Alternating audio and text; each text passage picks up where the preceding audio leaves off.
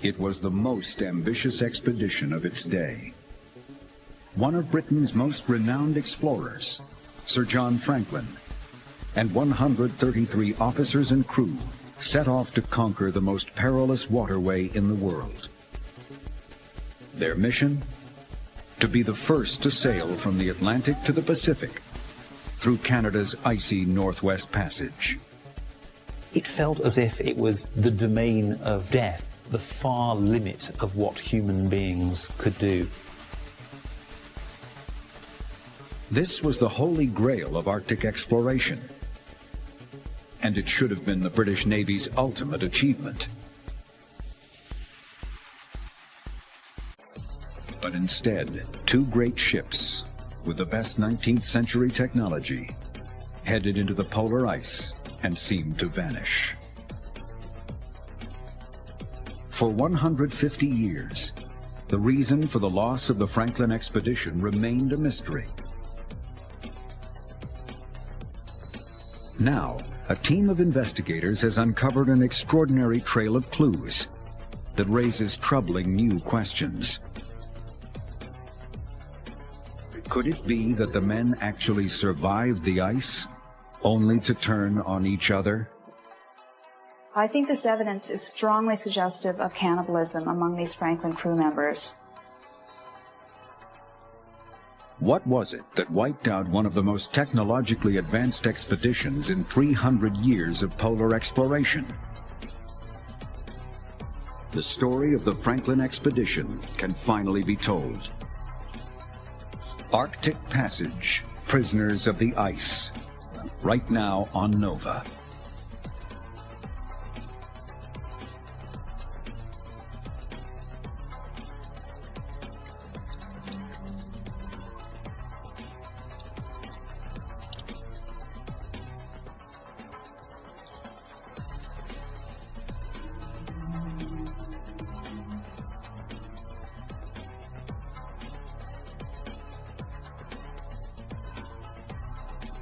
A spring morning in 1845. At the offices of the British Admiralty, Sir John Franklin, a seasoned naval captain, receives final orders before setting off on a daring voyage of exploration. Now, Sir John, this is the plan. His destination, the Northwest Passage, one of the last unexplored waterways in the world, and perhaps the most perilous. And then attempt to turn south or southwest into these uncharted waters. We have every faith in you, Sir John. At this time, the only way to reach Asia is to make an arduous journey around Cape Horn, a trip that can take 6 months. The British believe that there is a shortcut, a passage through northern Canada that may shave months off the trip. But after 300 years of trying to penetrate the Arctic ice, no ship has ever sailed all the way through.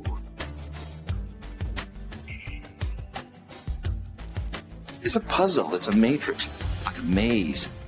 The winds are blowing the ice around, the currents are pushing the ice. And for a ship to traverse that was next to impossible.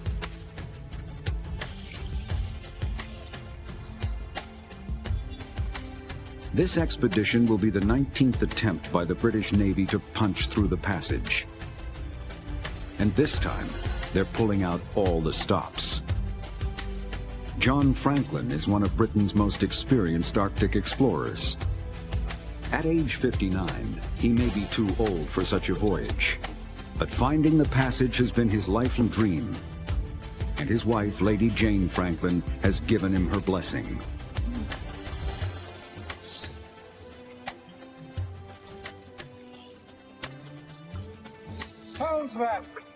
South-southwest 30 degrees, please.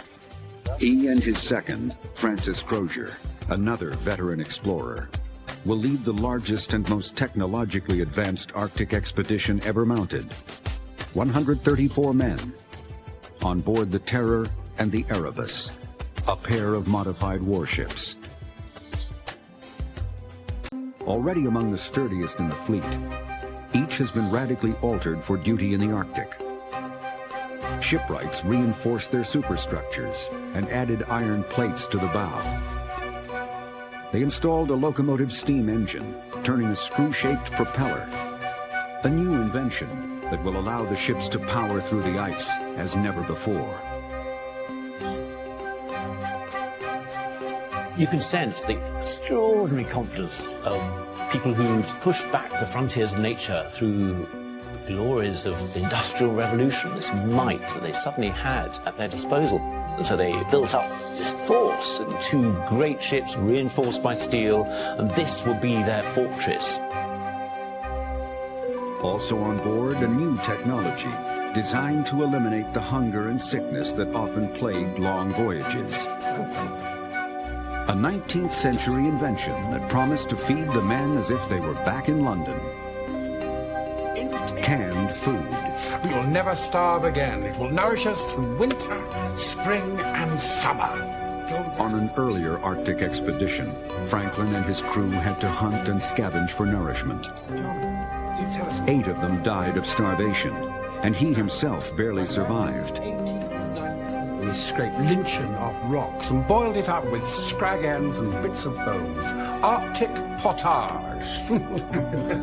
The story of his brush with death earned him a wry nickname, the man who ate his boots. But this time out, he intended to keep his shoe leather on his feet. So they loaded the ships with more than 30,000 pounds of fresh meat and vegetables, preserved in cans. This would be the first expedition to rely so completely on this revolutionary food source.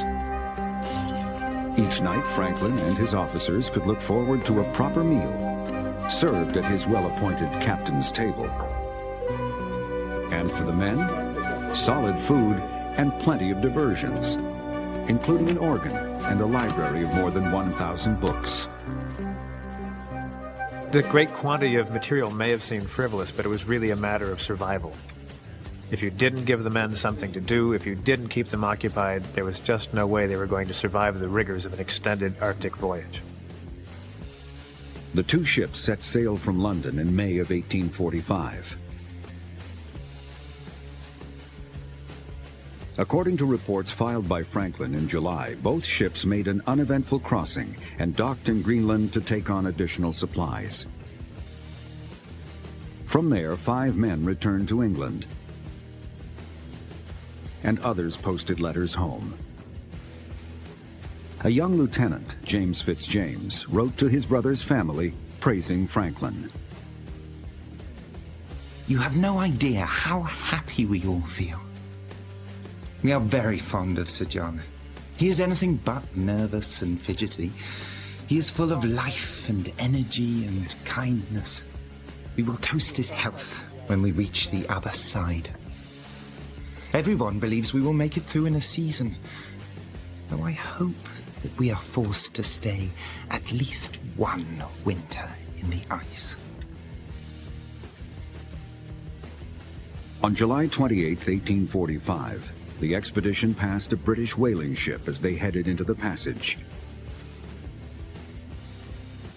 The captain of that vessel reported that Franklin's men were in high spirits, confident that they were about to make history. In the end, the expedition would be remembered, not for its discoveries, but for the disaster it would become when the ship sailed into the polar ice, never to return.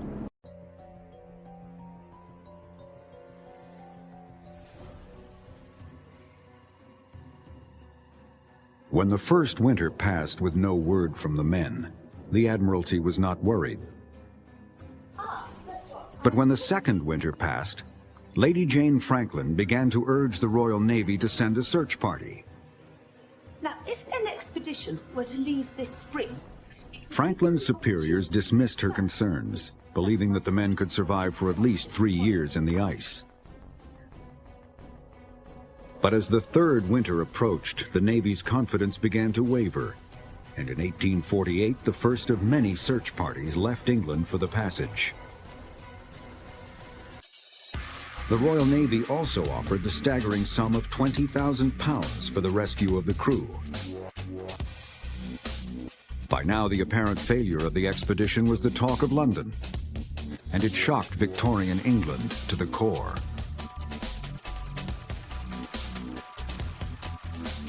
In 3 centuries of polar exploration, no expedition of this size had ever been lost. More than any other, this attempt should have succeeded. The men had every advantage. What could have happened? Were the ships crushed by the ice? Was the crew struck down by some disease? The Royal Navy even feared that the men might have been attacked by the Inuit, whom they viewed as savages. For 150 years, the cause of the disaster remained a mystery. But a century-old collection of artifacts, historical weather reports, and even forensic evidence are providing new clues. It's amazing that we can tell this story at all. It's so fragmentary, the evidence so scattered. It's taken a tremendous amount of work, different people working in different disciplines to piece this puzzle together. And as we have done so, as the picture of what really happened has begun to emerge, we've realized what they couldn't. And that's that they were basically doomed from the start. The first hint that the Franklin expedition carried the seeds of its own destruction was a discovery made in 1850 on Beechey Island, a rocky little outcropping just 300 miles into the passage. Today, there's a tiny Inuit community called Resolute nearby. But in Franklin's day, the area was an uninhabited wasteland.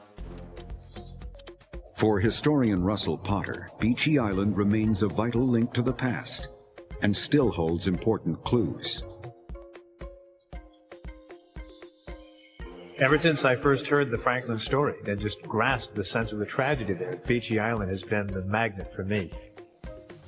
The one place where you could stand and know that you were standing in Franklin's footsteps. Today, he's making the long and difficult trip to the place where the abandoned remains of a campsite once stood. They found signs that tents had been erected, a place where a smithy or anvil had been set up, even some attempt to build a garden up on the shingle.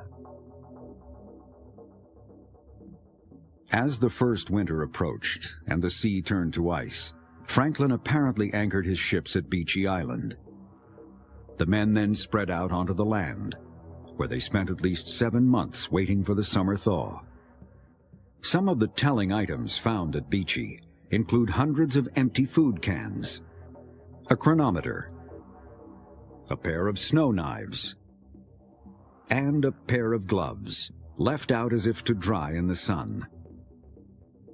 But searchers also found something disturbing: a row of graves belonging to 3 men who were members of Franklin's crew. Thus saith the Lord of hosts, consider your ways.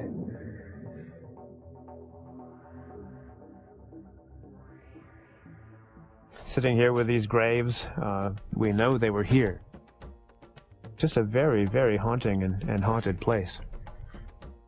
The original headstones, which have since been replaced, did not note the cause of death, but the most common killer on long voyages was scurvy, a disease caused by vitamin C deficiency. However, the expedition carried 9,300 pounds of lemon juice to ward off the disease, leaving historians to wonder if some new killer was at work. Something that could have caused the loss not only of these 3 men, but of the entire expedition.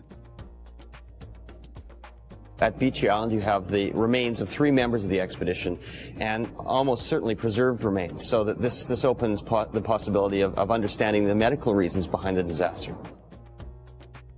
No modern investigator examined the graves until 1984, when the Canadian government gave permission to a team of forensic scientists to exhume the bodies. The scientists hoped that the corpses would be well preserved by the ice, but nothing prepared them for what they uncovered.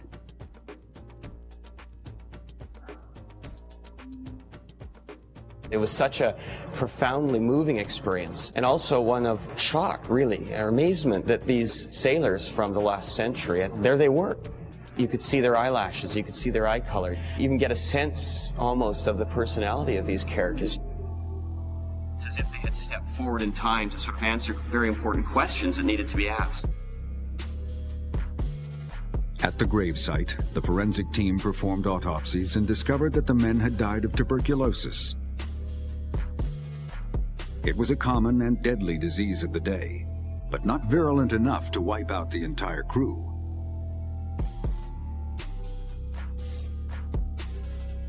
To Franklin, the loss of these young men may have been upsetting, but not necessarily alarming. For a group of this size traveling through such harsh conditions, cut off from civilization, some loss of life was nearly inevitable. If anything, the large number of empty food cans found at the campsite suggested that most of the men were surviving and had made it safely through that first winter. But searchers were puzzled by the number of usable items left behind. It suggested that the men had departed suddenly. What could have caused them to abandon the camp in a hurry? Perhaps they had no choice. If there's any explanation to why Franklin had to take off so quickly without leaving any notes behind, the ice was maybe blown tight against Beechey Island, and he was waiting and waiting. And then, all of a sudden, the winds turned around, and the ice moved off to the south. If he saw that one opening, he'd want to grab it right away. That was his escape. The ice would have been their main worry. So the minute he had the opportunity, Franklin would have hoisted anchor and headed deeper into the passage. And that's where later expeditions made a series of troubling discoveries. Evidence that Franklin and his men had become stuck once more in the ice. John Graves has a unique window on the Franklin mystery. He oversees a collection of Franklin artifacts recovered from the Arctic, now preserved at the National Maritime Museum in London. This mysterious trail of personal effects once lay scattered over hundreds of miles of ice and snow, and were recovered throughout the 1850s. Was this succession of search expeditions that went out to the Arctic looking for Franklin and his crew. Little by little, they started to bring back some of the artifacts you see here. And basically, it's all we have really to try and piece together what happened to Franklin and his men. The first group of items in the collection were discovered by Dr. John Ray in 1854. He was a Scottish explorer on a surveying mission. Traveling overland, he encountered a group of Inuit who had in their possession several small objects that Ray realized must have belonged to the missing expedition. They include these two pieces from a telescope, a small wooden container, this brass match case, a pocket knife with a bone handle, and this small leather working tool. This wasn't cast-off garbage like most of the debris found at Beechey Island. These were personal items that Franklin's men would not have discarded willingly. These items recovered from the Inuit was the first hint that something terrible had happened to the Franklin expedition. The Inuit told Ray that they had seen ships trapped in the ice and white men on foot walking south. But Ray couldn't figure out where they'd seen the men. They had no maps, and their directions seemed vague. But that wasn't the worst of it. The Inuit also told Ray that some of the men had turned to what they called the last resource: cannibalism. In Britain, the report was not well received. The Admiralty frankly refused to believe the Inuit testimony. It was thinking the unthinkable, basically. And so subsequent search expeditions were dispatched to try and uncover the truth. By the time of Ray's discovery, almost 10 years had passed since Franklin left England. The Admiralty had privately concluded that there was no hope of ever finding survivors. But Lady Jane Franklin remained determined, and she financed search parties of her own. Then, in 1858, Leopold McClintock, one of the men she hired to search for her husband, landed on King William Island, where he and his men made two important discoveries. The first, an abandoned boat. The boat had been mounted on a sled and was rigged with harnesses for pulling by the men. It was loaded with equipment and personal effects, and a pair of skeletons. The second find lay 20 miles farther up the coast of the island, a written note, protected by a metal can, and placed inside a carefully constructed pile of stones, called a cairn. A single page that gave haunting testimony as to the fate of the men. It began with the standard Admiralty form and the message, "All well, Sir John Franklin commanding." It was dated May of 1847, and it noted that the ships had been stuck in the ice since September of 1846. The current position was given as 70 degrees north, 98 degrees west, the northern tip of King William Island. Apparently, this is where the expedition had ground to a halt. Franklin had probably sailed west from Beachy for about 75 miles, before turning south into a channel called Peel Sound, which led to King William Island. For Franklin, these were uncharted waters, but he and the Royal Navy believed that this route to the south was the key to the passage.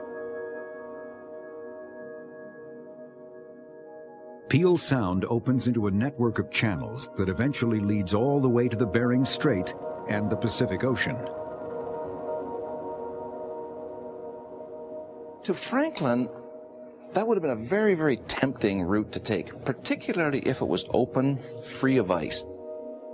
And Peel Sound, we know today, is very, very changeable from year to year. One year it can be completely wide open, another year it can be choked up with ice so that it's impassable even by modern ships. What Franklin didn't know is that polar ice funnels down from the north through what is now called McClintock Channel, eventually piling up at the southern end of Peel Sound. Franklin couldn't see that icy impasse when he turned south, but once he ran into it, he may have been unable to escape. At the bottom end, at the south end of Peel Sound, is where he runs into that huge stream of Arctic Ocean polar ice that is probably where he met his demise. At the south end of Peel Sound, the ice may simply have outflanked the Erebus and the Terror. At least that's what an addition to the note found on King William Island indicated. Around that message in the margins was written a second, far more disturbing message. Dated 1848, more than a year after the original note was written. Francis Crozier, the captain of the Terror, added in the margin that the ships were still trapped in the ice, in the same location. They hadn't moved in nearly 2 years. What had gone wrong? Usually the polar ice melts during the summer. Could it be that this time the ice simply didn't melt? The nightmare scenario is that I'm never going to get out of this ice. I'm facing another long winter. It's going to get dark. It's going to get very cold. And here I am out on the ice that's still moving around. I don't know where this ice is carrying me. No previous polar expedition had ever reported a summer so cold that the ice didn't break up. That anomaly puzzled polar scientist Roy Kerner. Recently, he set out to learn just what kind of weather Franklin had to contend with during that fateful year. Kerner and his team regularly drilled down into the Arctic ice cap, retrieving samples that they can use to understand temperature patterns from other eras. At most latitudes, ice is impermanent. But north of the Arctic Circle, it tends to hang around, even for thousands of years. Kerner retrieved a sample from more than 100 meters below the surface. By counting ice layers and by analyzing the chemical content of the core, he zeroed in on a section that he could date back to the late 1840s. He hoped it might be able to tell him more about the conditions that Franklin's men faced. The reason ice cores give the history of the climate in the past is that everything that happens on the surface is preserved as the ice gets buried. If the surface of the snow melts, the water percolates down and it forms these ice layers. The more it melts, the more ice layers and the thicker the ice layers. Kerner found that within the 1840s ice core, there was simply no sign of the transparent ice layers that form when snow melts. Kerner had once before seen another ice core like this, dated from the early 1970s. In that case, he had actual weather reports to compare it to, and he learned that the ice from the 70s had formed during a very cold period of almost permanent winter. The point to make on this core is the absolute near absence of any signs of melting whatsoever. None of those clear layers at all. Just bubbly ice that is formed from compression of snow that doesn't melt in the summer. The finding convinced him that Franklin faced similar conditions, when much of the sea ice had not melted at all. For an expedition hoping to sail the passage with 19th century technology, the conditions would have been deadly. If it's a cold summer, that ice isn't going to go out and open up. The channels are ice infested still. The ships that they used in those days, they don't have the power to get through even modest ice. Kerner's evidence confirmed that Franklin and his men had encountered freak weather conditions, more severe than previous explorers had reported. Worse than that, Kerner's ice core showed that this period of extreme cold likely lasted for 5 long years. This terrible run of bad luck trapped the men in the wilderness. But there was even worse news. Also written in the margin of the note, another entry read, Sir John Franklin died on the 11th of June, 1847. It continued, the total loss by deaths in the expedition has been to this date 9 officers and 15 men. They were still living on their ships and probably had plenty of food, but a mysterious killer now stalked their ranks.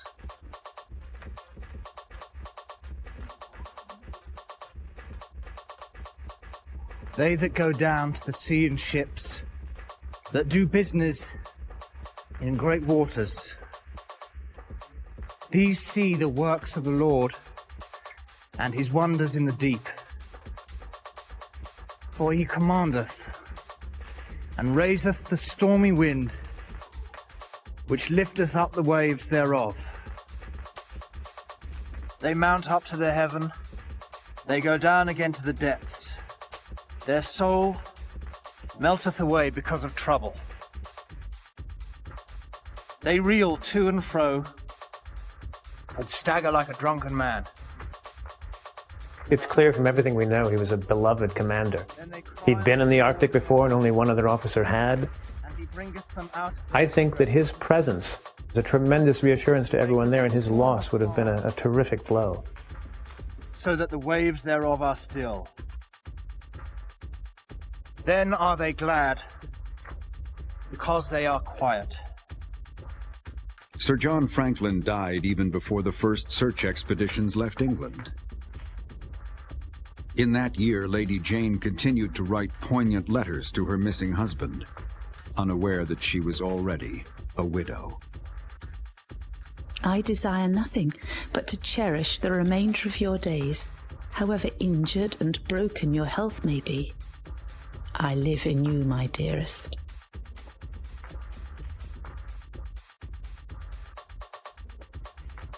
Three years after the expedition left England, the commander and 20% of the 128-man crew lay dead.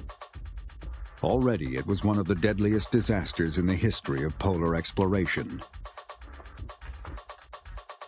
The final entry on the note said that the men had abandoned the safety of their ships and were now walking south.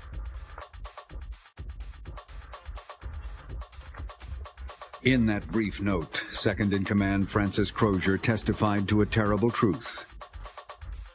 The expedition lay in ruins, and the chances of anyone getting out alive were rapidly fading. The whole plan for traversing the Northwest Passage depended on being able to sail through it. They didn't have a plan for getting away except by sailing out. They didn't have, for example, lightweight sledges adapted to the terrain. All they had was what was on the ship, that lavish factory full of Victorian contrivances and good ideas. The boat they'd converted into a sled was filled with the crew's personal possessions. As it was later found by a search party led by Leopold McClintock, it's estimated to have weighed a staggering 1,400 pounds. After 3 years marooned in the Arctic, dying one by one, their overland escape attempt must have been an act of desperation.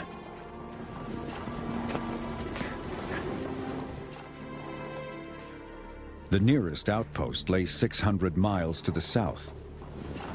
A daunting distance to travel by foot, especially with so much gear in tow. This boatload of strange relics of Victorian culture. The Vicar of Wakefield prayer books, New Testament in French, carpet slippers, chocolate, tea, button polishers, buttons, silver plate and utensils. All of the detritus of this, inner culture of the ships that they tried to take with them.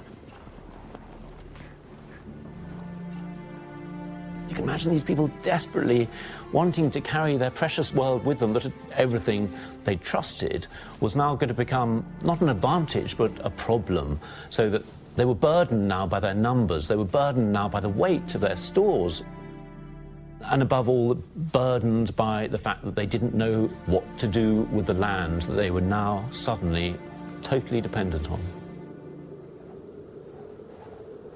It would have been murderously difficult to haul such a heavy load through the snow. At some point, they apparently abandoned it on the west coast of King William Island. And it's there that the trail of clues runs out. Based on this trail of evidence, the Admiralty decided that Franklin's men had simply starved to death trying to walk out of the wilderness.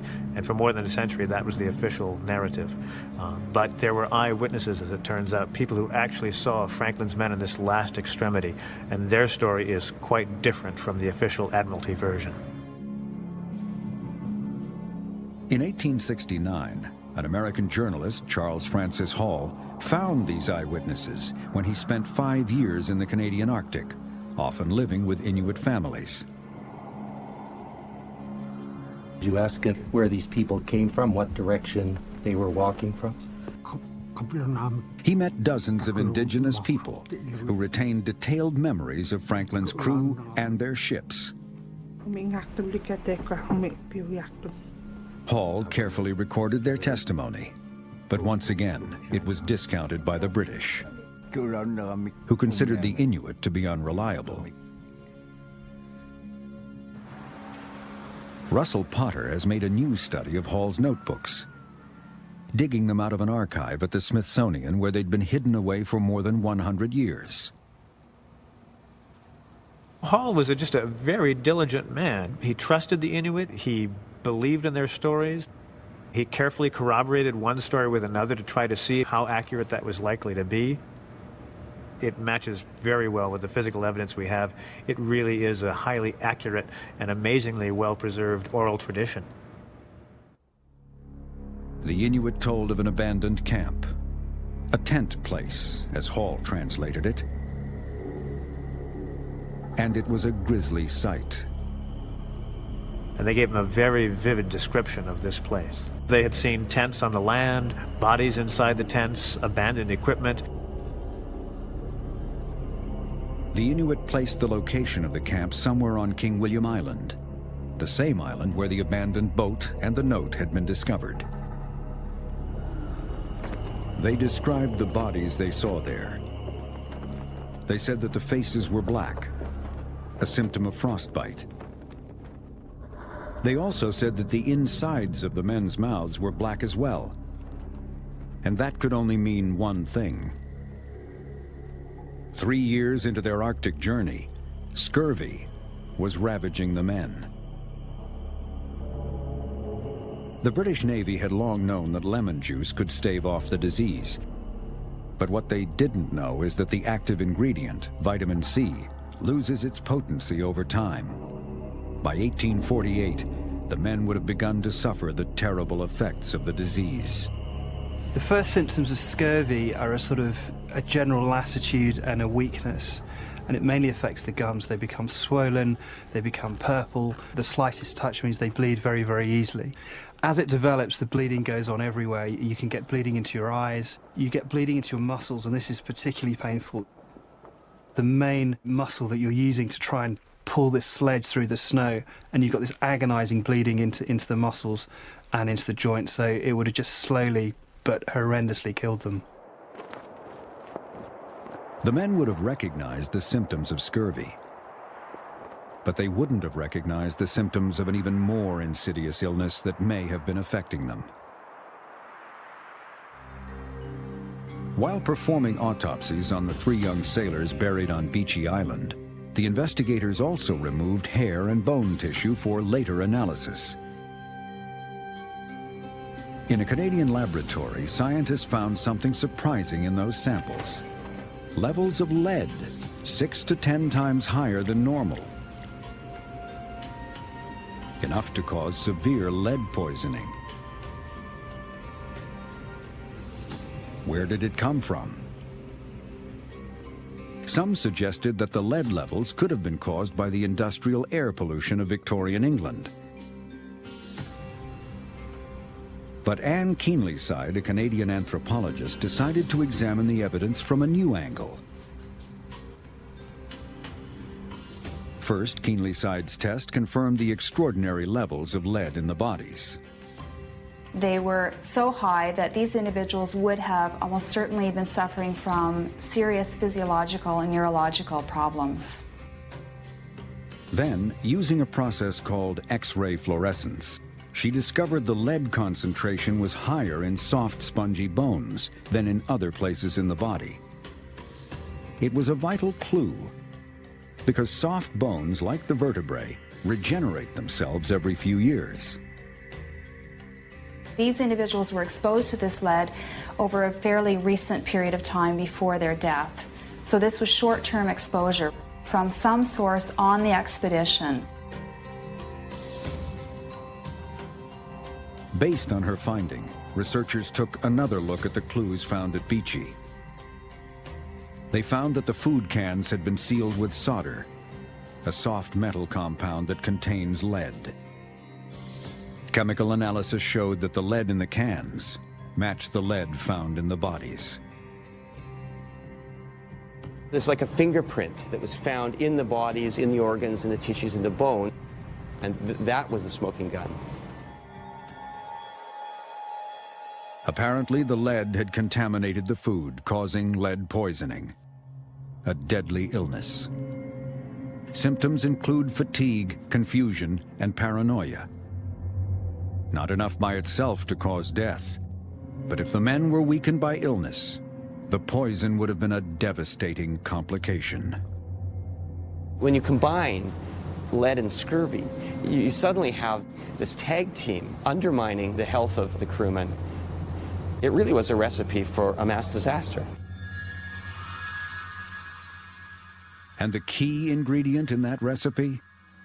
The very technology that was meant to keep them alive.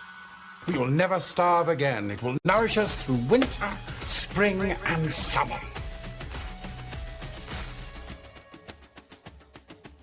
In the autumn of 1848, the fourth winter in the Arctic, the window for escape was rapidly closing. As the men became weakened by hunger and disease, the bonds between them began to unravel.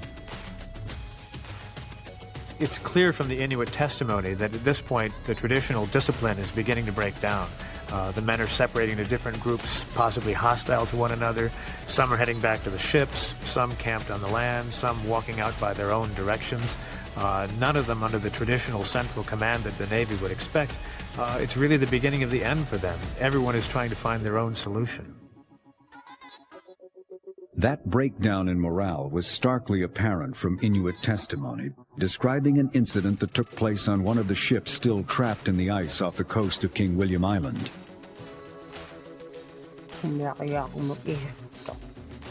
An elderly woman reported to Hall that a man from her village had come upon a group of survivors on board that vessel.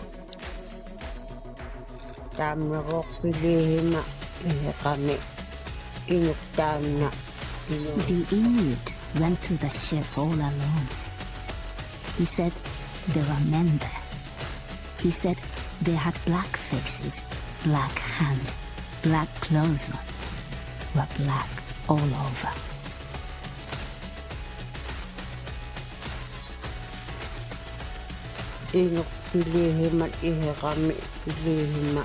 This Inuit was very alarmed because they would not let him get away. Then a captain came out of the cabin and put a stop to it. Leave him!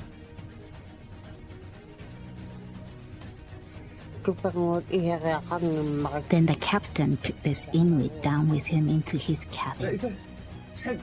He told him to look over to the land, where there are men living in a big tent. He said neither the Inuit nor any of his people must ever go there. You must not go there. You must go. Go. Go. Do not come here.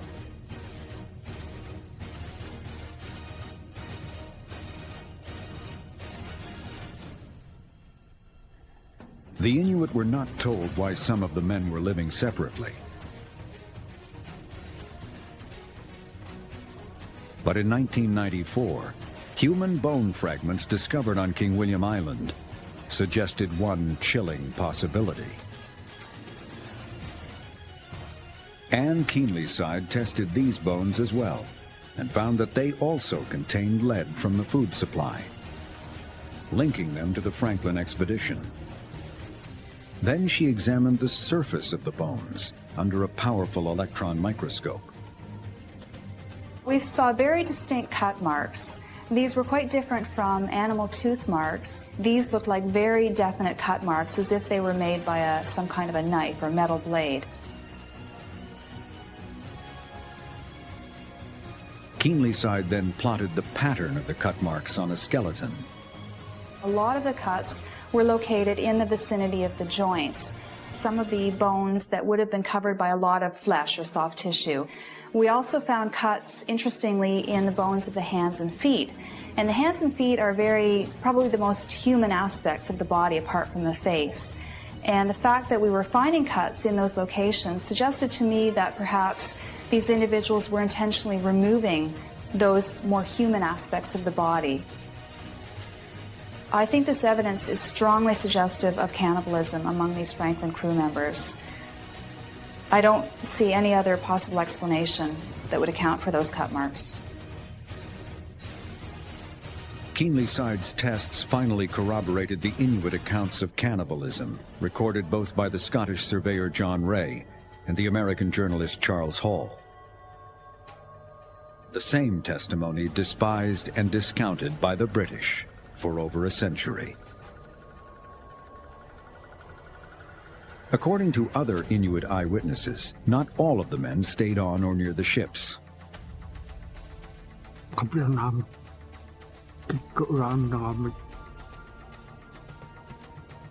In Hall's records are the words of two elderly Inuit called Takita and Owa, who described an encounter with a small band of men walking south on the polar ice. We were out sealing when we saw something on the ice. As they drew nearer, we realized it was white men. They asked us for food. Can you help us? We need food. Yes, The officer also signaled that two ships lay in the ice to the north. we have two ships. Then he made a motion of falling sideways, You know, in the whistling and blowing. They're stuck. It was the sound of a ship being crushed in the ice. They're broken. They're very hungry.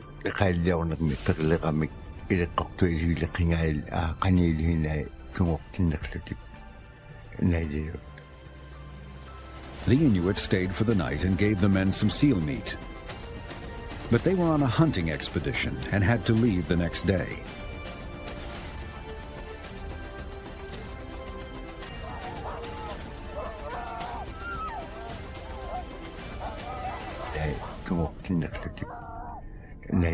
Early next morning we set off. The leader tried to make us stop, but we were in a hurry and did not know the men were starving. Stop! Stop! Stop! Inuit simply packed up and left. And when you think about it, that seems like a terrible thing, but it's really an act of self-preservation. There's no way that a small band of Inuit, even the most skilled hunters, could have kept alive 30 starving men in the middle of that landscape. There just wasn't enough food even for their own families. They didn't really have any choice.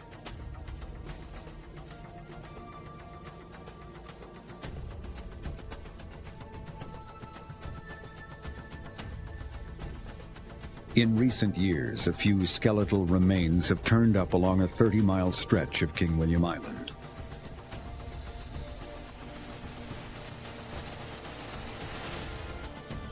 These bones tell the grim tale of what may have happened to those who never gave up trying to walk to safety. At first, they buried their dead in makeshift graves. But then, weakened by cold and hunger, the rest simply died and were found where they fell. After such a long struggle, when death finally came, it may have felt like a welcome release.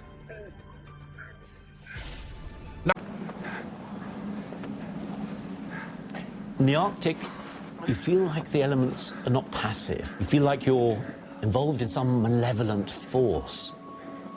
When you experience extreme cold for the first time, it's like a glove closing around you. You feel like you don't want to fight, you want to give in, you want to close down your senses.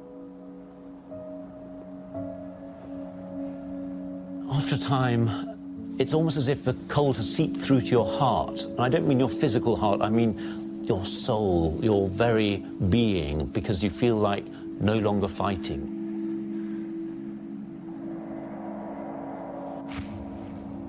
And once you've given up that fight, and you just want to sleep, you just want to become part of that oblivion.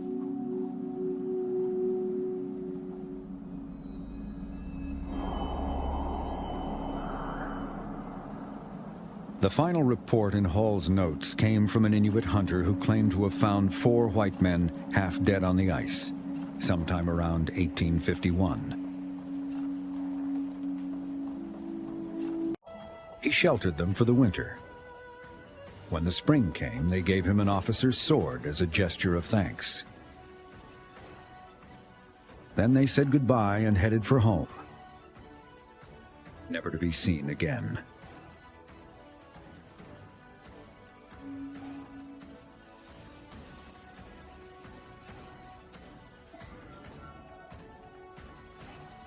Piece by piece throughout the 1850s, news of the relics uncovered by the search parties made its way back to Britain. In 1859, 14 years after Franklin left England, the search was officially called off.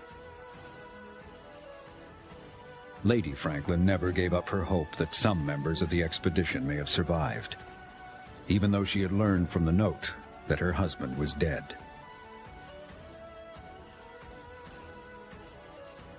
What secrets may be hidden within those wrecked or stranded ships, we know not. What may be buried in the graves of our unhappy countrymen, or in caches not yet discovered, we have yet to learn, and thus left in ignorance and darkness with so little obtained. Can it be fitting to pronounce that the fate of the expedition has been ascertained?